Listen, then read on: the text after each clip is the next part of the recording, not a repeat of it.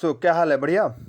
तो देखो भाई, एक्चुअली मैं कोचिंग में गया नहीं था और रिकॉर्डिंग इसलिए हो नहीं पाया।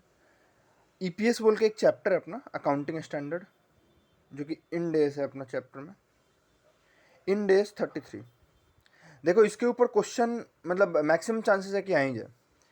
ईपीएस तुम लोग सब जानता है कैसे निकलता है, ठीक है। एफएम में तुम लोग ईपीएस कैसे निकलता था? Earning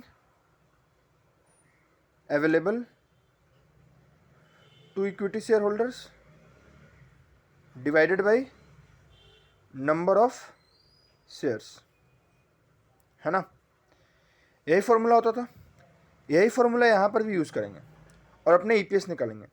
but the thing is that कि ये जो नंबर ऑफ शेयर्स है ना, इस पर अपने को मेन काम करना है। कब कब? जैसे मान लो 10 रुपये का शेयर्स है और 10 रुपया फुली पेड है। एक तो ये सिनेरियो हो सकता है। एक 10 रुपये का शेयर्स है और 6 रुपया पेड अप हो सकता है। और दोनों टाइप का सम्स, मैंने दोनों टाइप का शेयर्स कंपनी में है, तो नंबर ऑफ शेयर्स किस तरीके से निकलेगा। दूसरा हो सकता है अगर राइट शेयर्स है तो क्या करना है, एंड बहुत सारा केसेस अपने धीरे धीरे सीखेंगे। सो इन सारे केसेस को बिना टाइम पास किए हुए सीधा कर लेते हैं। हर एक एक सम्स करवा दूंगा, सीधा सम्स करवा दूंगा, आपको समझ में आ जाएगा। चलो, तो अभी जो क्वेश्चन मैंने दिखाया था उसका आप लोग फोटो ले सकते हो।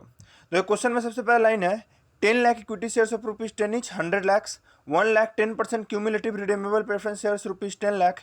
डिविडेंड का टैक्स रेट है 17%, जो कि अब हट चुका है, हालांकि डीडीटी तो है नहीं, बट ठीक है, क्वेश्चन में दिया देख लेंगे। PBT before charging preference dividend 500 lakh है। देखो 500 लाख रुपया दिया है अपना, क्या? पीबीटी, जिसमें अभी तक प्रेफरेंस डिविडेंड माइनस नहीं किया गया है, ठीक है। और ये बिफोर चार्जिंग प्रेफरेंस डिविडेंड है। फिर टैक्स एक्सपेंसेज अपना करंट टैक्स दिया है और डेफर टैक्स एक्सपेंस दिया है। तो सबसे पहले अगर अपने को पता है क्या करते हैं, सबसे पहले अपने को चाहिए क्या कि अर्निंग कितना अवेलेबल है इक्विटी शेयर होल्डर्स के लिए। तो सबसे पहले आप लोग क्या करोगे, आपको ईबीटी दिया हुआ है, मतलब अर्निंग बिफोर टैक्स कितना दिया हुआ है, 500 दिया है ना, 500। नेक्स्ट इससे माइनस क्या करोगे, सबसे पहले प्रेफरेंस डिविडेंड, है ना, क्योंकि फाइनेंशियल इंस्ट्रूमेंट में प्रेफरेंस डिविडेंड एक जस्ट लाइक अ लोन कंसिडर किया जाता है, ठीक है। तो प्रेफरेंस डिविडेंड एक लाइबिलिटी की तरह हम लोग क्रिएट देखते हुए इसका प्रेफरेंस डिविडेंड यहीं से माइनस कर देंगे, and this will become like 1.17, ठीक है। अब ये 1.17 कैसे आया, तो देखो सबसे पहले तो 10 लाख अपने पास, 10 लाख रुपया का क्या था, प्रेफरेंस डिविडेंड। रेट क्या था, 10%, ठीक है। डिविडेंड का तो ये कितना हो जाएगा, 1 लाख। ये 1 लाख मेरा क्या हुआ, ये सिर्फ डिविडेंड हुआ। लेकिन अपने को क्या निकालना है, प्रेफरेंस डिविडेंड में टैक्स का भी तो इम्पैक्ट लेना होगा। तो प्रेफरेंस डिविडेंड में 17% तुम लोग देखेगा अगर, तो टैक्स है प्रेफरेंस डिविडेंड का। तो कितना होगा ये, 1 लाख प्लस 17%, मतलब 1.17 लाख ये होगा। ये 1.17 लाख माइनस करेंगे तो क्या आएगा अपना 498.83। इससे माइनस क्या करेंगे अपने, टैक्स का खर्चा जो भी है, क्योंकि टैक्स अभी तक माइनस नहीं हुआ है। ये क्या था, अर्निंग बिफोर टैक्स। तो देखो सबसे पहले तो टैक्स एक्सपेंस दो तरीके का है, एक है करेंट टैक्स और एक है डेफर्ड टैक्स। करंट टैक्स कितना है अपना 110, डेफर्ड टैक्स है 20, टोटल हुआ 130, माइनस करेंगे तो आएगा 368.83। सो दिस, ये जो आया ना, ये आया क्या, earning available to equity share holders, earning available to equity share holders, ठीक है।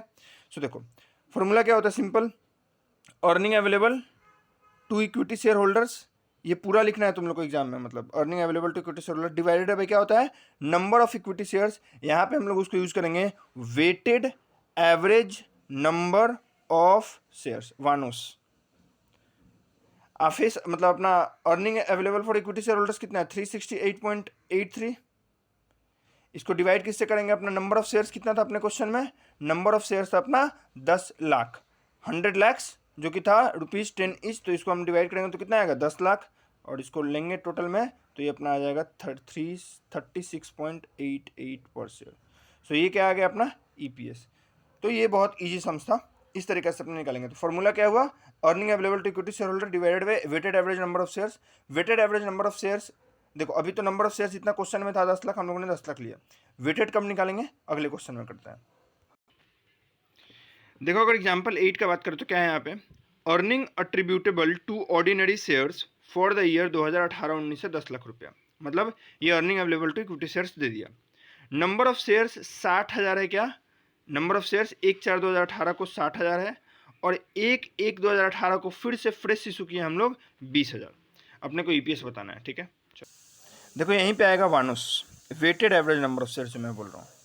देखो सबसे पहले जो नंबर ऑफ शेयर्स था मेरा 1/4/2018 को कितना था, 60,000।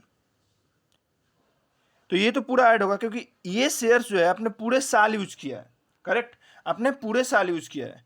बट ये जो आपने 30,000 नया शेयर्स इशू किया है, ये क्या आपने पूरे साल यूज किया, क्या आपने पूरे साल यूज किया है, नहीं। इसको आपने कितना यूज किया है, बस कुछ दिनों के लिए, ये 20,000 है, सॉरी, बस कुछ दिनों के लिए। तो जितना दिन के लिए आपने यूज किया है उसको उतना दिन में लेके आओ। तो 12 महीना होता है, 5 महीना आपने यूज किया है, क्योंकि नवंबर, दिसंबर, जनवरी, फरवरी, मार्च, यानी 5 महीना आपने इसको यूज किया है।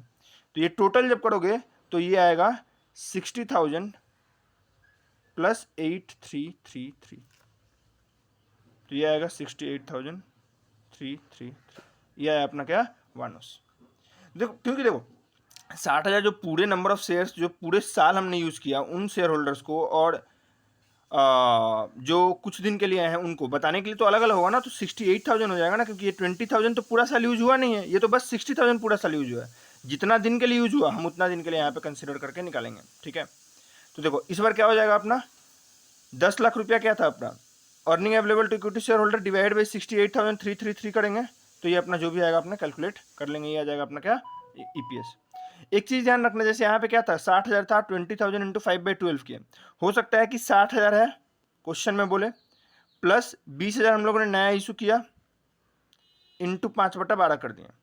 अब हो सकता है कुछ बाईबैक मैंने कर लिया हो, क्या किया हो, बाईबैक कर लिया हो 10,000 शेयर्स, मान लो जनवरी में किया हो, तो माइनस कर देना 10,000 शेयर्स अपने बाईबैक किया, इंटू कितना महीना के लिए आपने यूज नहीं किया, 3/12 के लिए यूज नहीं किया, 9 महीना के लिए तो आपने यूज किया ही था, तो 3 महीना का माइनस कर लेना, और फिर आपका आ जाएगा वेटेड नंबर ऑफ शेयर्स। तो बाईबैक रहे तो माइनस, इशू किए हो तो प्लस कर लेना, ठीक है। चलो थोड़ा टाइम का क्रंच है, इसलिए देखो एग्जाम्पल से मैं समझा देने का ट्राई करता हूँ। देखो सबसे पहले following are the information relating to the equity shares of X limited outstanding during the year 2018-19। 1/4/2018 को ओपनिंग बैलेंस कितना है, 1 लाख। 15/6 को कितना है, 25,000 नया शेयर्स इशू किए। 1/9 को कन्वर्जन हम किए प्रेफरेंस शेयर्स का 30,000, मतलब अब वो प्रेफरेंस शेयर्स इक्विटी शेयर में कन्वर्ट हो गया, कन्वर्टेबल प्रेफरेंस शेयर्स था। बाईबैक कितना किया हम लोगों ने, 15,000 कब किया था, 1/12/2018 को, और क्लोजिंग कितना था, 1,40,000, ठीक है। तो चलो सबसे पहले अगर हम सोल्यूशन का बात करें तो ये फॉर्मेट रहेगा, तुम लोग देख लो भाई ठीक से। 1/4/2018 को ओपनिंग बैलेंस था कितना, 1 लाख, ठीक है। इशू ऑफ शेयर्स आपने कितना किया, 25,000। कितना दिन आपने यूज किया, 289 डेज। तो इसका वेट निकालोगे तो कैसे आएगा, ये 0.79। कैसे निकाला मैंने वेट, 289 डेज मैंने यूज किया, कितने दिन में, 365। तो 289 डिवाइडेड बाई 365 करोगे तो ये आ जाएगा, और ये आ जाएगा 19,750, ठीक है। क्योंकि यहाँ वहाँ पे हम लोग क्या कर रहे थे, 5/12 नंबर ऑफ मंथ्स को हम डिवाइड कर रहे थे ना, total number of months in year जितना मैंने यूज़ किया, 5/12, ठीक है।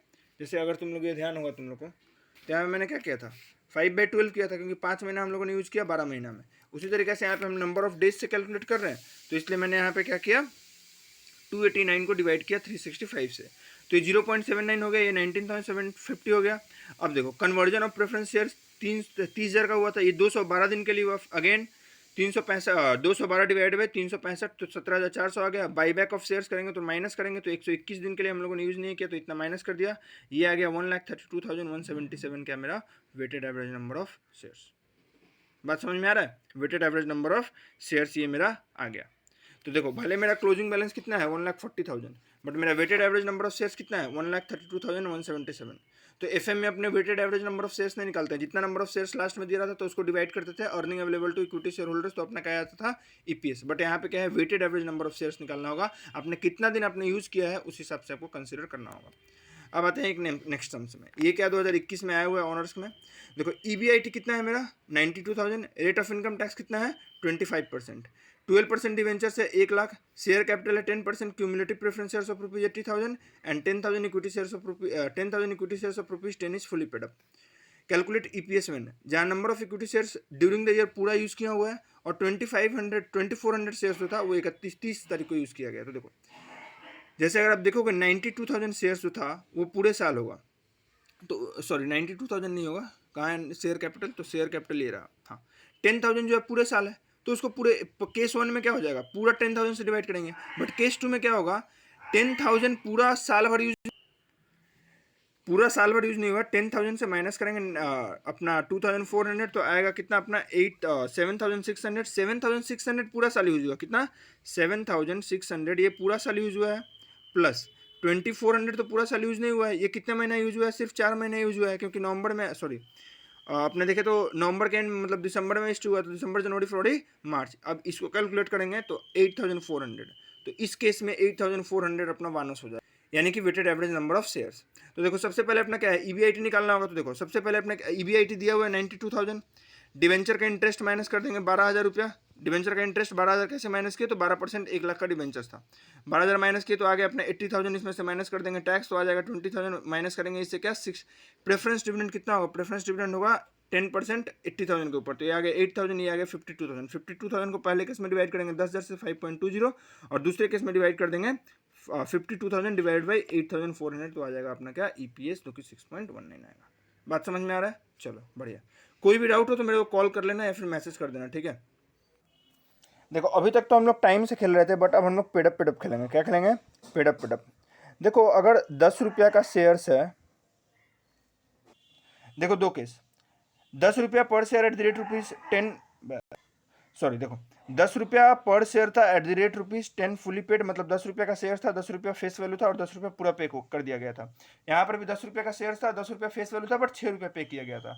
तो क्या इन दोनों केस में शेयर्स का वैल्यू हम सेम ले लें, नहीं ये तो 6 रुपया दिया है ना, तो ऐसे नहीं कर सकते। तो देखो क्या होगा, ये 10 शेयर्स तो आप पूरा ले लो, ये 10 शेयर आप पूरा ले लो, प्लस इसको भी 10 रुपया का शेयर जितना बनाओ, मतलब 10 इंटू 6 रुपया करके दिया गया है, और एक का दाम 10 रुपये रखते हैं, क्योंकि इसका दाम 10 रुपये ले चुके हैं, तो इसका भी तो 10 रुपये ही लेना होगा। तो एक्चुअली ये 10 + 6 हो जाएगा, क्योंकि अगर तुम देखेगा तो यहाँ पे 60 रुपये पेमेंट हुआ है, तो 60 डिवाइड बाई 10 करेंगे तो कितना होगा 6, तो एक्चुअली कितना हो गया 6, तो 10 + 6 16 शेयर्स हो जाएगा। ये होता है क्या, जब एक्चुअली फुली पेड कुछ शेयर्स है और कुछ पार्टली पेड है, तो दोनों को एक जगह लाना होगा, मतलब दोनों को फुली पेड कर दो, नहीं तो पार्टली पेड कर दो। मतलब इसको हम लोग क्या कर सकते थे, इसको हम लोग कर सकते थे 10 × 10 डिवाइडेड बाई 6, तो वो कचरा होता। फिर इस सबसे अच्छा ये होता है कि जो आप पार्टली पेड अप है ना, उसको फुली पेड कर दो, तो फुली पेड वाला ज़्यादा ईजी होता है। ठीक है, समझ में आया। तो देखो ये था जब पार्टली पेड और फुली पेड का कहानी हो। अब एक और सम्स देख लेते हैं। देखो आउटस्टैंडिंग शेयर्स अपना कितना है, 1800 शेयर्स था, नॉमिनल वैल्यू था 10 रुपया, और पेड अप कितना हुआ है 10 रुपया। अब देखो उसके बाद अगर 31/1/2019 को देखो तो नया शेयर्स इशू हुआ 610 रुपये का नॉमिनल शेयर था, लेकिन 10 रुपये का नॉमिनल वैल्यू था, लेकिन 6 रुपये ही था। तो देखो ये तो 1800 पूरा का पूरा हो गया, 1800 × 12/12 मतलब पूरा, लेकिन ये जो 600 है ये 2 महीना के लिए यूज हुआ है, फरवरी और मार्च। बट ये 600 शेयर्स पूरा नहीं ले सकते हैं कंप्यूटेशन में, क्योंकि इस पर 6 रुपये ही पेड अप हुआ है। तो क्या करेंगे 600 × 6 डिवाइड बाई 10, तो ये कितना आएगा 360, तो यहाँ पे 360 ऐड करेंगे तो ये आएगा 1860। करेक्ट। मेन दिक्कत क्या है ना कि अपने को वानों से निकालना है। EPS earning available to equity shares तो तुम लोग जानते हैं कैसे निकलता है, इतना दिन से सीखते आ रहा है कि बेसिकली क्या करते हैं, ईबीआईटी से माइनस करते हैं इंटरेस्ट, इंटरेस्ट से माइनस करते हैं क्या करते हैं अपने ईबीआईटी से माइनस करते हैं इंटरेस्ट, इंटरेस्ट तो आता है ईबीटी, माइनस करते हैं टैक्स तो आता है ईएटी, उसमें से प्रेफरेंस डिविडेंड माइनस कर लेंगे तो earning available to equity share holders आ जाएगा। तो मेन क्या है अपना वानोस निकालना। देखो राइट शेयर्स और डाइल्यूटेड ये सब अपने नेक्स्ट क्लास में कर लेंगे। आज शाम को मैं वीडियो अपलोड करने का ट्राई करूंगा। ठीक है, ये वाला मैं अभी अपलोड कर देता हूँ। चलो बाय बाय।